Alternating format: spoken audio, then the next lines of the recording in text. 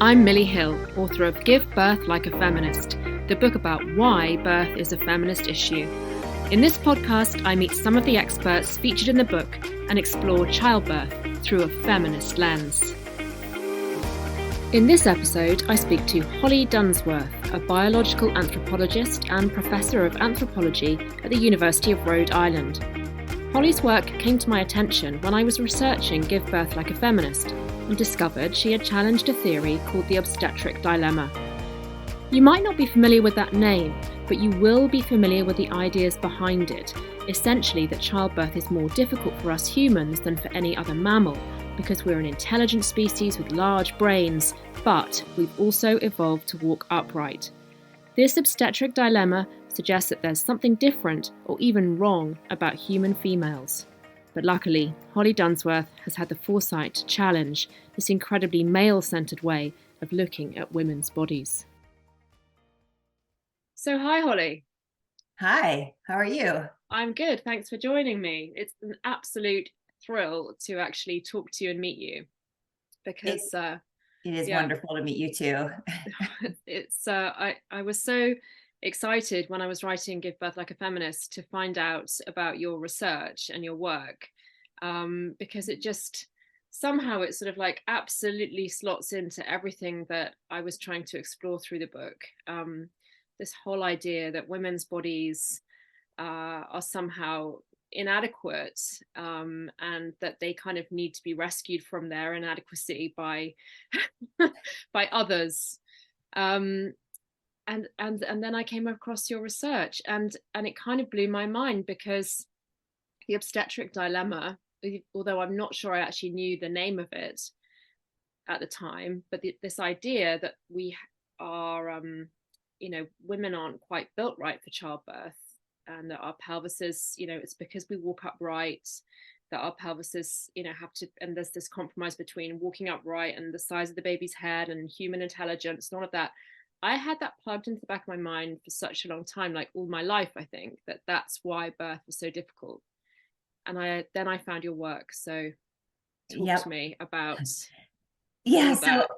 I think a lot of people are in your shoes. I think a lot of people have never necessarily heard the term that scientists use for this idea, the obstetric dilemma or the obstetrical dilemma. It's not something they've ever heard of, but the ideas or even parts of that story are everywhere in pop culture, and especially among people who are in tune to thinking about humans as a part of nature and having a deep history, or actually thinking about human evolution. So so it's touching even people who don't realize that they're thinking evolutionarily might have pieces of the story that they take for granted as fact, just because it's just everywhere. And the story itself has drawn from what's already everywhere and woven those pieces into this scientific fact that is I think no longer a fact and should be treated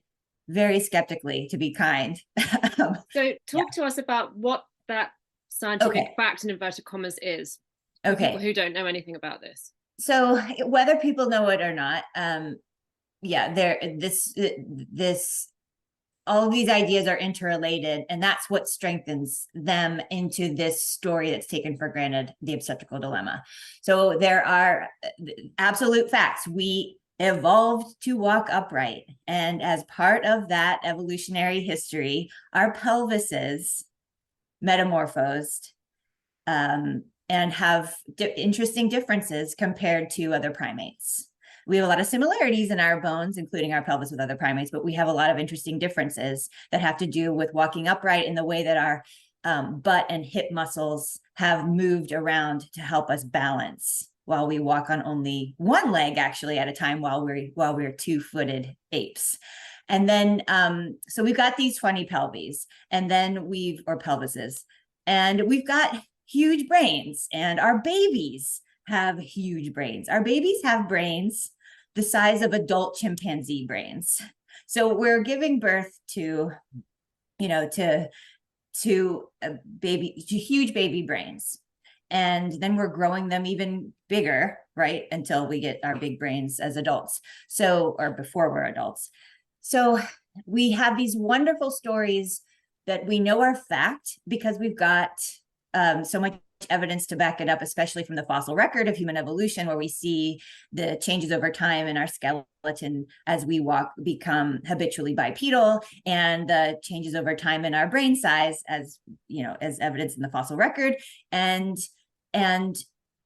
those are the two things that come together. And when people think about childbirth and why is it so difficult, well, of course, they're thinking about the pelvis doesn't seem big enough to fit this big brained baby. So why is that? And the story has always been that the pelvis can't get any bigger, or else that would compromise bipedalism. We couldn't walk if the pelvis were any bigger. Our hips, our thigh bones would be too far apart for us to walk well enough to survive and reproduce and not go extinct. And so this assumption that we've needed narrow hips, and that we've been like, evolution has forced us to have this difficult childbirth so that we can continue to walk, has just is still out there. It's still the prevailing assumption. And we don't just to just say it out without providing all of the evidence, but there is no evidence, right? So there's a big lack of evidence, and then there's evidence against that assumption that we must have narrow hips in order to be bipeds. And the corollary assumption, which is that because women have wider hips than men on average, because they are, sorry to put it this way, but it's out of this is a 70-year-old idea or more, because women are worse at sports than men, then women are worse bipeds than men already. So women are already, this is the thinking, the assumptions built into this. Women are already worse bipeds. We can't allow, like, evolution can't allow them to get any worse. So their pelvises are stuck in this compromised position, this instead of a multitasking view, right? Like, women are good bipeds and they're good birthers. Instead, they are bad at bipedalism, but yet bipedalism is keeping them from being good at giving birth too. I remember reading about this when I first came across your work, and actually reading that, you know, like you said, it's not just childbirth that the dilemma kind of applies to. It's like almost as if being female is some kind of disability in itself. Yes. Like, it compromises us in every area, and we're not as good at anything as men because of our pelvises. Right. And so I love that you went right there. So the people who came up with this idea at first, I don't think they could help it, right? They're men, and they were people who were intensively studying the fossil record of human evolution, and people who then are obsessed with bones. And so one of the few conspicuous differences between, on average, right, and pattern differences, I don't mean distinct, like discrete differences, I mean pattern differences between male and female human skeletons is in the pelvis. So they're you know, it captured their imagination. And at the time, and it's still true, unfortunately, for a lot of people, the male skeleton which doesn't even exist, the human skeleton that develops as a male, was viewed as the ideal human form, and the female as like a deviant from that, like a compromised or worse form compared to the held up male ideal. And so you look at the men are doing these wonderful, strong, swift, elegant things with their bodies, and women are just, you're right, I don't know, doing whatever else with theirs. So this is, but they manage childbirth, but barely. And so this focus on the bones too, which is really a wild thing to do when you're thinking about childbirth. It's in pregnancy, it's so much more than the bones, right? It's so much more than that. But this focus on the bones, it's just, it's wild how, I think it's because that's something you can feel and you can see. A lot of the other, it's, you know, so much else, a lot of the other aspects of childbirth and pregnancy are harder to see, right? Harder quantify, harder to really understand, and it's complex. And so it's been easy for people to just grab onto the bones and tell this story about the evolution of difficult childbirth. And one thing I do need to add on to it too is, of course, it's been solved. The obstetrical dilemma has been solved because there's 8 billion of us now. And the way the story goes is, the problem has been solved by birthing babies early. Yeah. So this is where it all falls apart. This is where you can start to be skeptical about the assumptions about the women's pelvis. When you see that the solution that must exist for there to be a dilemma, we must have solved it or else we wouldn't be here. The solution actually is bogus. We don't give birth to babies early. There's no evidence of this. We don't. So once you see there's been no solution, then there couldn't have ever have been a dilemma in the first place. So where does that idea come from then, that we give birth to our babies early? Because that's really widely held as well, isn't it? And this is why they're so really kind of annoying in a way, these babies, and dependent on us and helpless.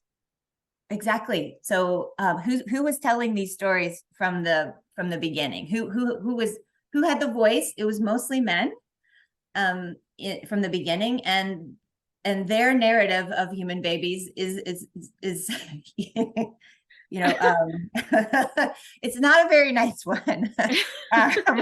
They're useless, they're parasites, they're born as extra uterine fetuses. And there's a lovely way to spin that narrative and to say they need extra care, we should treat them extra specially, and we should, and that's probably a good strategy. But the story underneath that, if it comes from this obstetrical dilemma one, it's made up. But yeah, this narrative that we're born early comes from this, I think, it's not just men's impression of babies. And they're controlling the narrative from the beginning in this evolutionary realm, but also, the quantitative fact that we are born with relatively less of our adult-sized brain compared to chimpanzees. And that the assumption being that we should be born with the same proportion of our adult-sized brain as chimpanzees are born with. So we are born with at most 30% of the brain we'll eventually have, and size-wise and volume-wise. Mm-hmm. And chimpanzee babies are born with up to 40% of the brain they'll eventually have. Right. So we have absolutely huge brains when we are born. We have adult chimp-sized brains when we're born, but we have relatively less brain compared to our mothers than they have when they're born. And someone, Stephen Jay Gould, some other people, decided that's messed up. We should have we should have the same percentage, like as if Mother Nature knows what 40% is. We should have the same percentage as chimpanzees. And so we should really have an extended gestation until we're at 40%. It's so strange. I don't get this logic at all. No other primate encephalizes or gets a bigger brain over evolutionary time by doing that in utero. They all do it outside in childhood. Chimpanzees do too. So chimpanzees are born with relatively less brain than monkeys. And no one's saying chimpanzees should have a longer pregnancy. They're born early. They have an obstetrical dilemma. And the reason they're not saying that is they have less of a tight fit than humans, and they're not bipedal, and they're not us. So they don't get a special story. So it's not logical, this assumption that we're born early because of our relative brain size. Of course, we're going to grow that huge brain outside of mom, just like other primates do who have big brains. Yeah.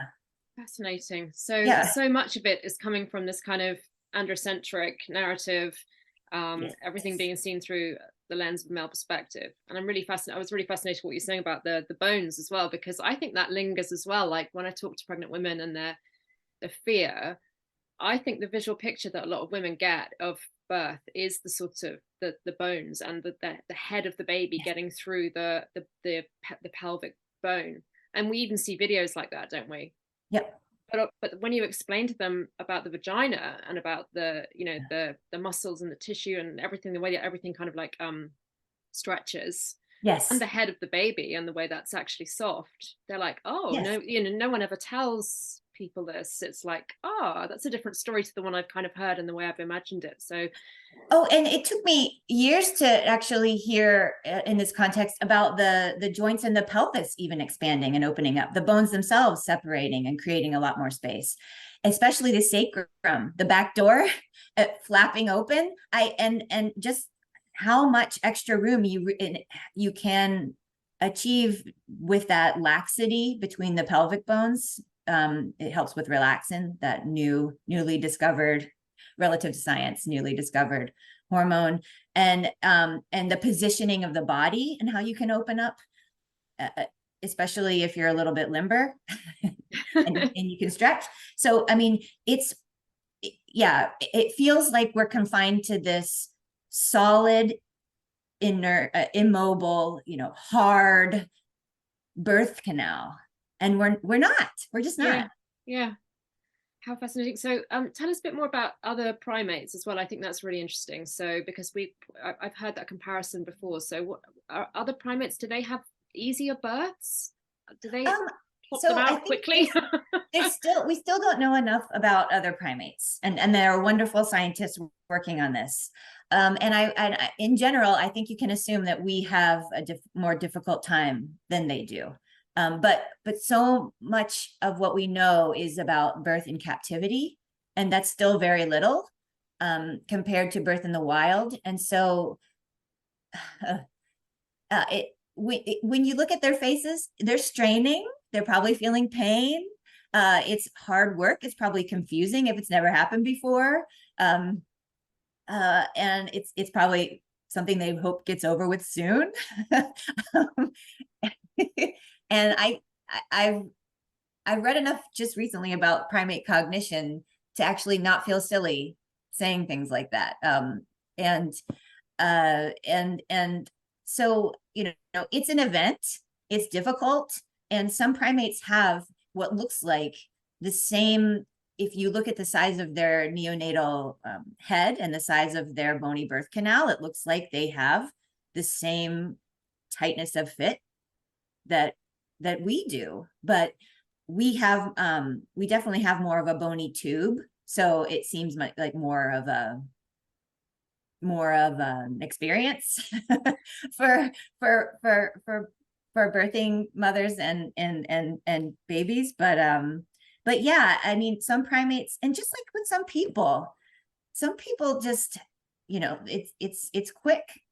It goes quickly, and that's not usually necessarily their first birth, but it's variable. And I think it is safe to say we have the hardest, most difficult time among the primates. But wouldn't you say, Millie, that that's probably because of what we do to what we've done to ourselves, what we've done to birth, and what birth culture we're part of?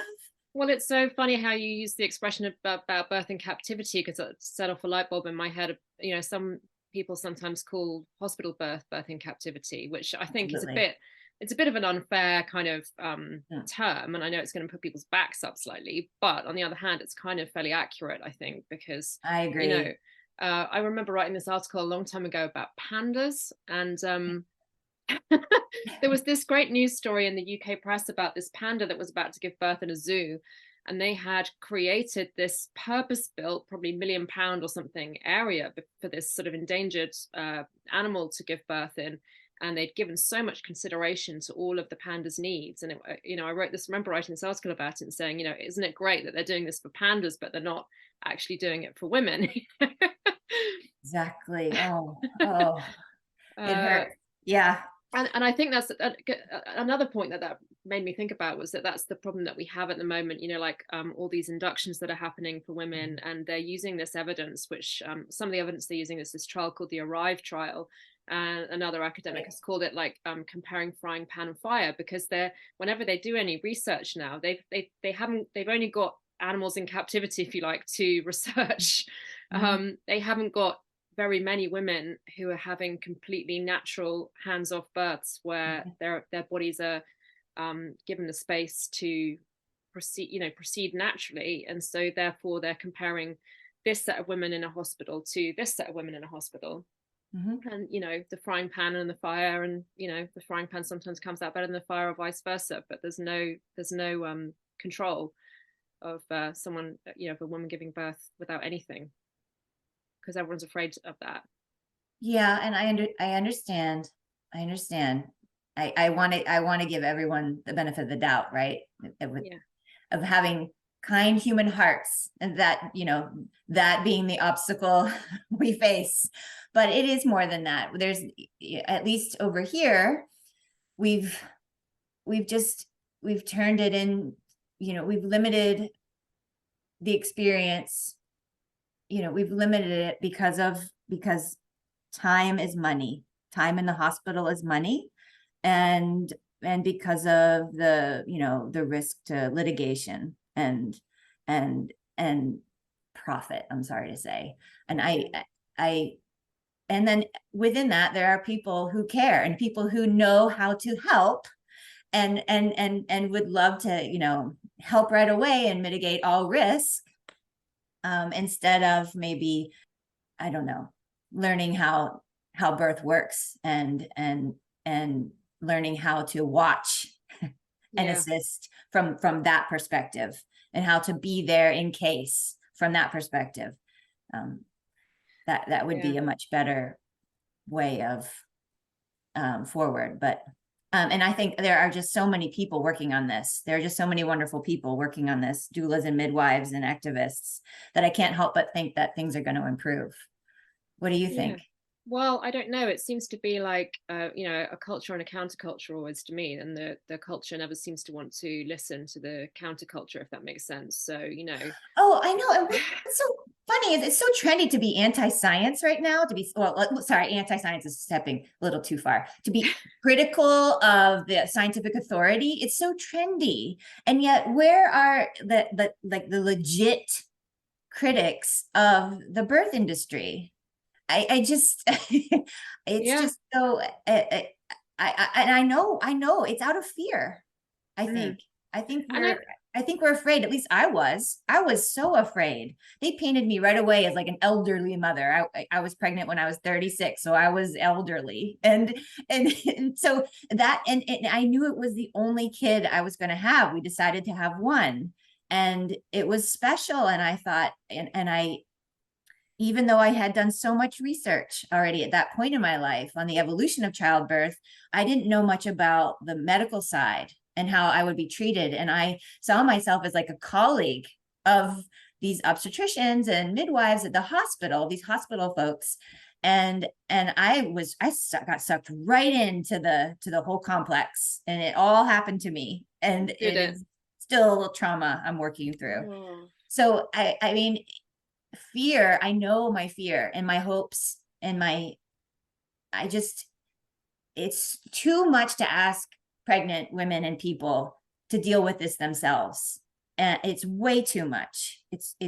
And so that's a big part of the obstacle, I think, to making improvements. How did you come to think about the obstetric dilemma, and how did the light bulb go on for you? And were you the first person to challenge it? I believe you were. To answer that question, when I was challenging it, someone said, didn't so-and-so, and it was a colleague of mine had given a talk, like one-off talk at a conference with no paper published afterwards, doubting that humans were born early. And so doubting a piece of the whole story. And so someone else had, so he and who knows who else had, said, but this, but that.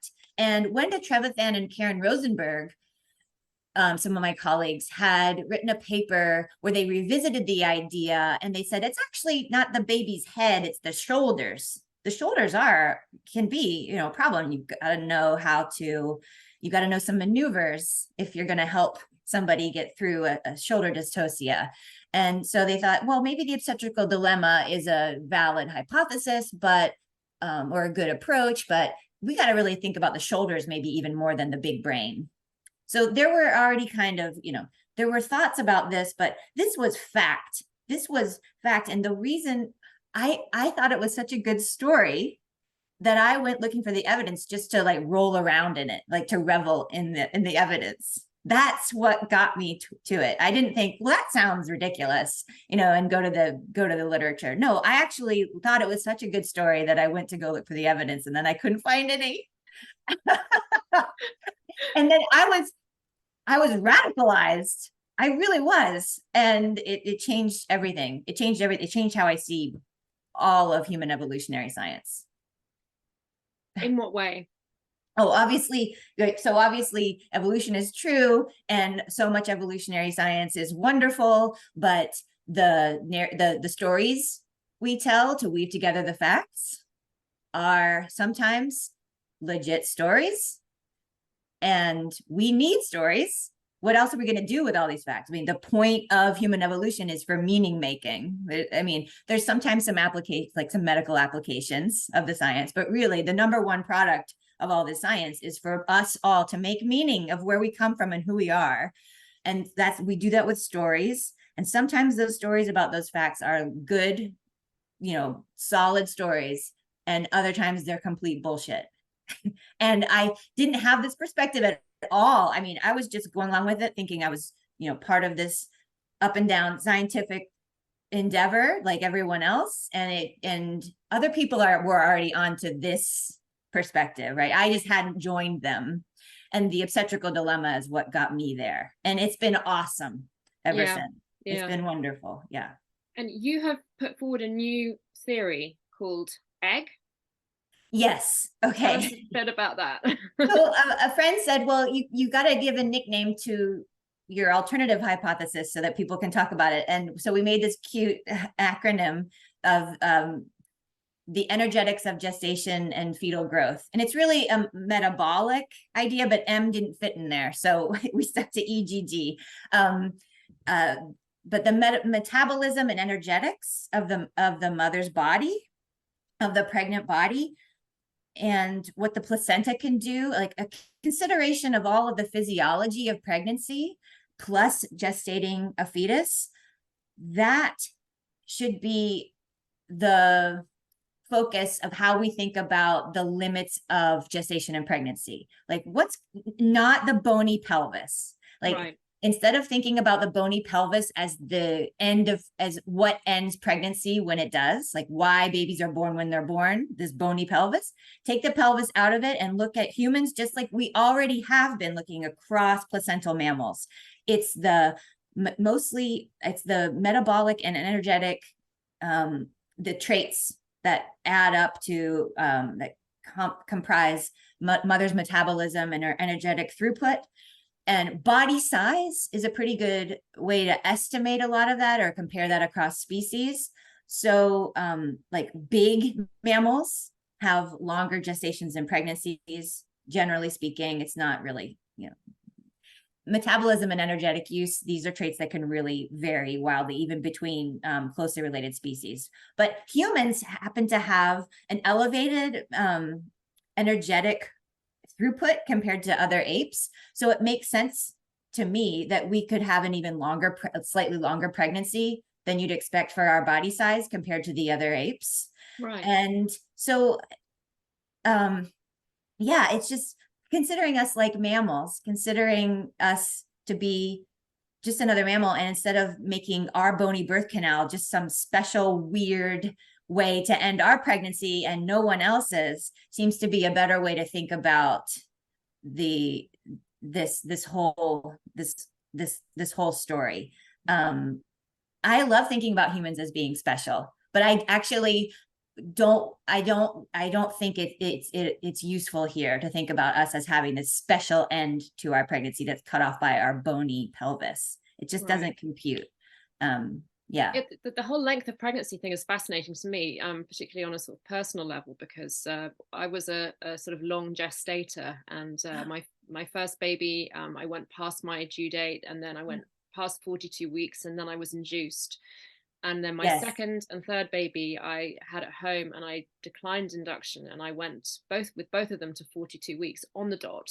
Amazing. I mean, when I say on the dot, I mean that's dependent on exactly when they were conceived. But as far as my due date was concerned, and I just always think about it as part of my personality that I'm just like a kind of, I'm a real last minute person. Wait till the deadline kind of thing. I was thinking what it says about you is that you just have a lot to give, and you also like to maybe stew about things. yeah I had to get my head in exactly the right place, and I definitely felt like that with giving birth, but I'm sure that's not a very scientific explanation, I'm sure, but it is so interesting, isn't it? Because I think this is one of the big pressures that women face now, and one of the reasons why so many women who don't want to medicalize birth end up having a medicalized birth is the due date thing. The due date is